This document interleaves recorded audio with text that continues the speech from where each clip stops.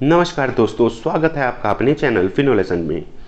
दोस्तों, एसआईपी के जरिए म्यूचुअल फंड में निवेश करने के फायदे और नुकसान से जुड़ी बड़ी बातों को लेकर ही हम ये वीडियो आपके लिए बना रहे हैं।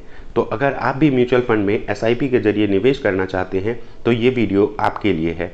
आप बने रहें वीडियो के अंत तक, जिसमें हम आपको बता पाएँ कि म्यूचुअल फंड के जरिए निवेश करने के क्या बड़ी फायदे और क्या बड़े नुकसान होते हैं।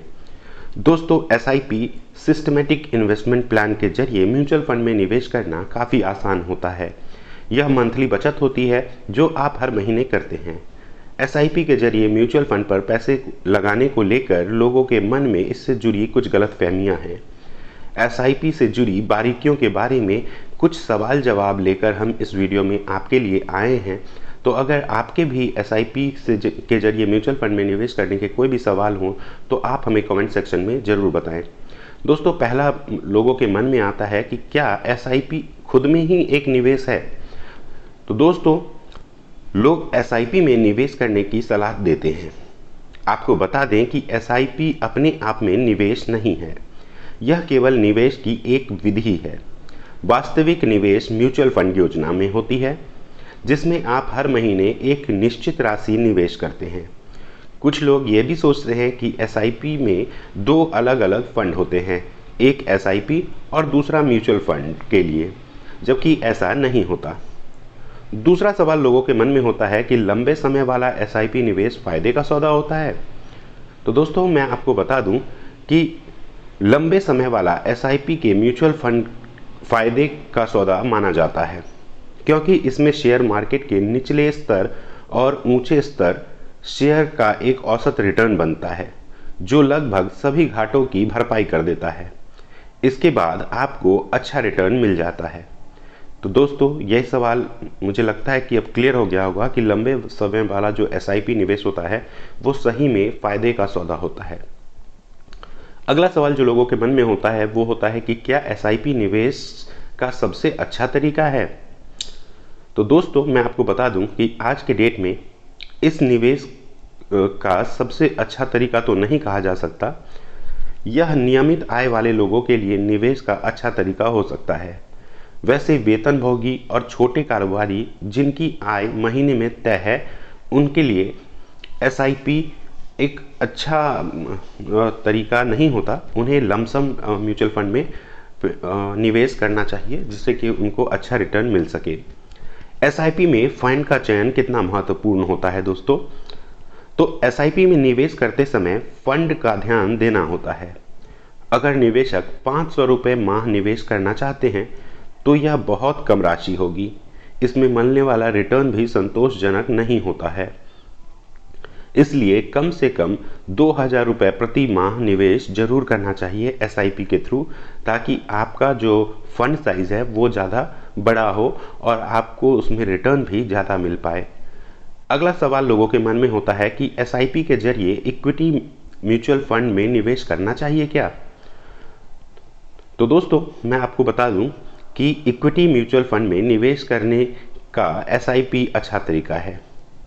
इक्विटी म्यूचुअल फंड में रिस्क भी ज़्यादा होता है, लेकिन जितना यहाँ पे रिस्क ज़्यादा होता है उतना ही यहाँ पे रिटर्न की भी संभावना उसी औसत में बढ़ जाती है। तो दोस्तों, आप एसआईपी के जरिए इक्विटी म्यूचुअल फंड में निवेश कर सकते हैं अगर आप रिस्क लेना चाहते हैं तो। अब दोस्तों, देख लेते हैं कि एसआईपी में पैसा कब लगाना चाहिए। ये भी लोगों के मन में होता है कि एसआईपी में हम इन्वेस्टमेंट अगर शुरू करें तो सबसे बेस्ट टाइम कौन सा होता है। एसआईपी निवेश का एक तरीका होता है। बाजार का स्तर कुछ भी हो, आप इसे जारी रख सकते हैं। अगर मंदी का दौर है, उस समय एसआईपी में पैसा लगा रहे हैं तो ये आपके लिए फ़ायदेमंद होता है, क्योंकि इस टाइम पर जो आपको एनएवी होता है वो काफ़ी सस्ते रेट में मिल जाता है, और जब मार्केट चढ़ता है तो आपको उसका फ़ायदा मिलता है। अब देख लेते हैं दोस्तों, लोगों के मन में होता है कि डेली एसआईपी में पैसा लगाना सही है या मंथली। तो दोस्तों, एसआईपी में आपको डेली एसआईपी में के जरिए म्यूचुअल फंड में मंथली, डेली, क्वार्टरली निवेश करने का ऑप्शन होता है। पिछले कुछ वर्षों में जो फैक्ट सामने आए हैं उससे पता चलता है कि मंथली एसआईपी के जरिए इन्वेस्ट करना सबसे अधिक अच्छा होता है, क्योंकि इसमें आपको उस महीने में जो भी रिटर्न है, जो भी उनका एनएवी है, जो भी मार्केट में परफॉर्म कर रहे हैं, उसके हिसाब से आपको रिटर्न मिलता है। तो डेली के बजाय आप मंथली एसआईपी में पैसा लगा सकते हैं, वो आपके लिए बेनिफिशियल होगा। अब दोस्तों देख लेते हैं अगला सवाल जो लोगों के मन में होता है कि एसआईपी में किस समय पैसा लगाया जाए कि लाभ अधिक मिले। किस तारीख में एसआईपी तिथि में पैसा लगाना है, यह कोई महत्वपूर्ण बात नहीं। आप अपनी वेतन तिथि के करीब निवेश कर सकते हैं। ऐसे में पैसे देने में आपको आसानी होगी।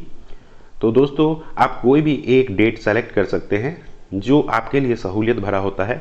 इससे फ़र्क नहीं पड़ता कि आप इन्वेस्टमेंट कौन से डेट को कर रहे हैं। क्या एसआईपी को बीच में छोड़ सकते हैं? अगर किस्त जमा नहीं किया तो क्या होगा?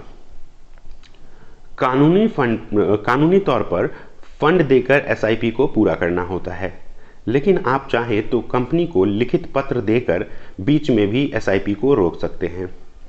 हर महीने किस्त जमा नहीं किया तो अगले महीने से एसआईपी की जाएगी, और एसआईपी की अमाउंट जो होगी, अगर आपने एक महीने नहीं दिया तो अगले महीने आपका एसआईपी स्टार्ट हो जाएगा, उस महीने का नहीं होगा।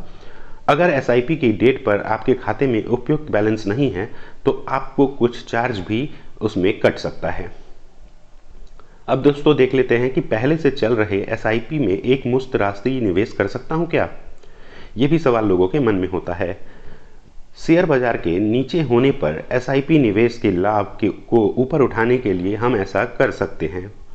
आप एक मुश्त निवेश के लिए एक ही एसआईपी फोलियो नंबर का उपयोग कर सकते हैं। तो दोस्तों अगला सवाल जो लोगों के मन में होता है कि इनकम टैक्स का लाभ लेने के लिए एसआईपी कर सकते हैं क्या? ये भी बहुत लोगों के मन में होता है जो रिटर्न भरते हैं और उन्हें टैक्स लाभ लेना होता है। तो दोस्तों एसआईपी में निवेश की गई राशि पर इनकम टैक्स में छूट मिलता है। इसमें आप सालाना 1 लाख की राशि पर छूट पा सकते हैं दोस्तों। तो जी हाँ, ये अगर सवाल आपके मन में है कि इनकम टैक्स में लाभ लेने के लिए एसआईपी कर सकते हैं, तो जी हाँ, बिल्कुल आप इसमें इनकम टैक्स बेनिफिट ले सकते हैं। अगला सवाल लोगों के मन में होता है, क्या मैं एसआईपी से 3 साल बाद पैसा निकाल सकता हूँ?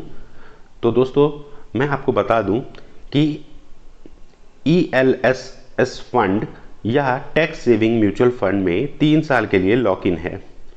जब आप ईएलएसएस में एसआईपी करते हैं तो प्रत्येक किस्त को 3 साल बाद बंद कर दिया जाना चाहिए। अगला सवाल लोगों के मन में होता है कि क्या एसआईपी छोटे निवेशकों के लिए है? तो दोस्तों मैं आपको बता दूं कि एसआईपी, ज़्यादातर लोग सोचते हैं कि एसआईपी छोटे निवेशकों के लिए है। यह सच नहीं है। अधिकांश म्यूचुअल फंड एसआईपी किस्त के लिए ऊपरी सीमा नहीं रखते। इसलिए यदि आप चाहते हैं तो 5 या 10 लाख रुपए का मासिक एसआईपी शुरू कर सकते हैं। एसआईपी किस्त के लिए न्यूनतम राशि 500